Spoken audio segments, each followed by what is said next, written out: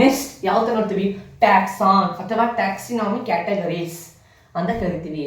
ಇದು ಬಹಳ ಮುಖ್ಯವಾಗಿರುತ್ತೆ exam point of. Okay, ranking the hierarchy is called a taxon ಅಂತ ಕರಿತೀವಿ. ಹೈರಾರ್ಕಿ ಅಂತಂದ್ರೆ ಅದು ಒಂದು ಈ ಸ್ಟೋರೇಜ್, ಯಾವ ಥರದ ಸ್ಟೋರೇಜ್ ನಮಗೆ ನಾವು ಯಾವ ಥರ ಸ್ಟೋರೇಜ್ ಅಂತ ಮಡಗಿರ್ತೀವೋ ಆ ಥರದ್ದು ಸ್ಟೋರೇಜ್ ಆಗಿ ಮಡಗಿರುತ್ತೆ ಟ್ಯಾಕ್ಸಾನ್. ಆಯ್ತಾ? It is a unit for classification.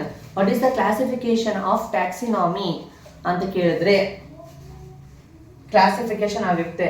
What is the SI ಅಥವಾ what is the unit of classification ಅಂತ ಕೇಳಿದ್ರೆ taxon is a classification. Maybe they ask for 1 mark in MCQ or fill in the blanks. Taxonomy category was proposed by Carlos Linnaeus ಅಂತ ಅನ್ನೋರು. Carlos Linnaeus ಅಂತ ಅನ್ನೋರು 7 ಕ್ಯಾಟಗರಿನ find out ಮಾಡಿರೋಂಥವ್ರು. ಆಯ್ತಾ? ಅವ್ರನ್ನ ಬೇಕಾದ್ರೆ ನಾವು ಆಥರ್ ನಮಗೆ ಕ್ಯಾಪಿಟಲ್ ಎಲ್ ನ ಸೇರಿಸ್ಬೋದು. ನೆಕ್ಸ್ಟ್ ಯಾವ್ದು ಅದು, ಇದು ಮುಖ್ಯವಾಗಿ ನೀವು ಬರಿಬೇಕು. where we want to write in a descending order, not we writing in a ascending order. ಆಯ್ತಾ? ಕೇರ್ಫುಲ್ ಆಗಿರ್ಬೇಕು. ಇದೇ ತರ 1 to 7 ಏನಾಯ್ತು ಮಕ್ಕಳ, ಸೇಮ್ ಅದೇ ತರ ಬರಬೇಕು. ಯಾವುದೇ ತರ ಚೇಂಜ್ ಮಾಡಬಾರ್ದು.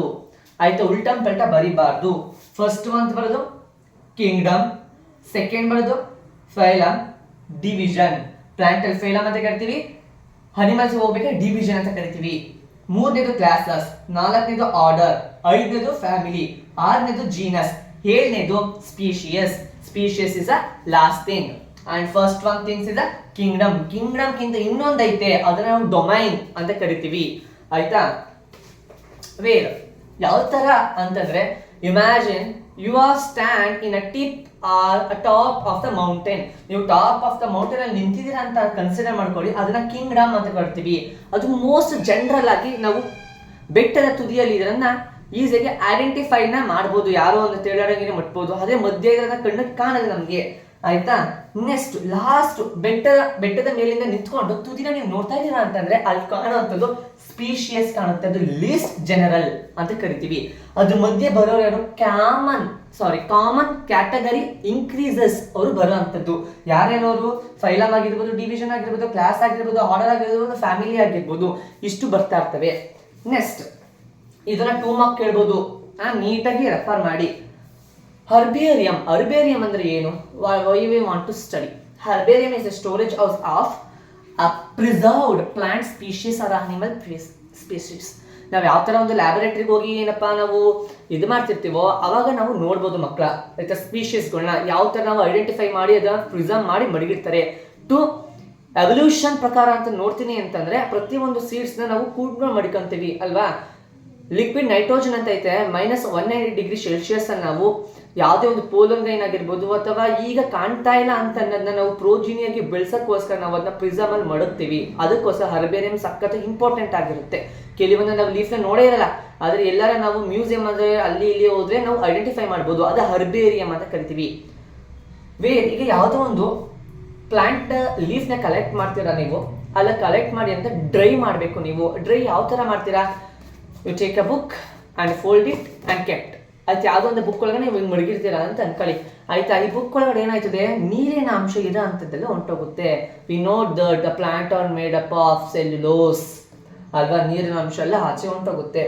ನೆಕ್ಸ್ಟ್ ಆ ಬುಕ್ಕಲ್ಲಿ ಮಡಗಿ ಸುಮಾರು ದಿವಸಗಳು ಅಂತ ಮೇಲೆ ತೆಗಿತೀರಾ ನೀವು, ಮೋಡ್ ಆಫ್ ಹರ್ಬೇರಿಯಂ ಶೀಟ್ ಕಾಣುತ್ತೆ. ಹರ್ಬೇರಿಯಂ ಶೀಟ್ ಆಗಿರುತ್ತೆ ಹೆಂಗೆ ಅಂತಂದ್ರೆ, ಯಾವುದೋ ಒಂದು ಶೀಟ್ ಇರುತ್ತೆ, ಶೀಟ್ ಮೇಲೆ ಕುತ್ಕೊಬಿಡಿರುತ್ತೆ, ಅದನ್ನ ನೀವು ಎತ್ತಬೇಕಾದ್ರೆ ಆಯ್ತಾ ಅದೇ ತರ ಪ್ರಿಂಟ್ಔಟ್ ಆಗಿರುತ್ತೆ. ಅದೇ ತರ ನೀವು ಒಂದು 100, 200 ಒಂದೇ ಬುಕ್ಕಲ್ಲಿ ಎಂತ ಪ್ರಿಸರ್ವ್ ಮಾಡ್ಕೊಂಡು ಬಂದ್ರಿ ಅಂತಂದ್ರೆ ಅದನ್ನ ನಾವ್ ಏನಂತ ಕರಿತೀವಿ ಅಂತಂದ್ರೆ ಹರ್ಬೇರಿಯಂ ಅಂತ ಕರಿತೀವಿ.